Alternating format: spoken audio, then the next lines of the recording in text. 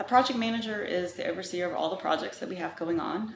They are your point of contact for issues, planning, scheduling, pulse updates, all the ins and outs of a project. The project manager process just keeps the client engaged with what's going on. There's a kickoff meeting before the project happens to let them know what to expect. Any downtime, things we might need ahead of time. You don't want to take down a firewall where they're going to lose internet access in their busiest time of the day. Project management does have a budget based on the quote to fit in, and if we're running too close or if there's changes that need to be made, we're the person that talks to the client with what changes may be happening, and keeping our techs on task and on budgets. Our project management team works with multiple computers being installed, network system upgrades, whether it be switches, access points, firewalls, so they don't have to know all the techs that may be working on their project. They just have one person they have to contact and takes care of everything for them.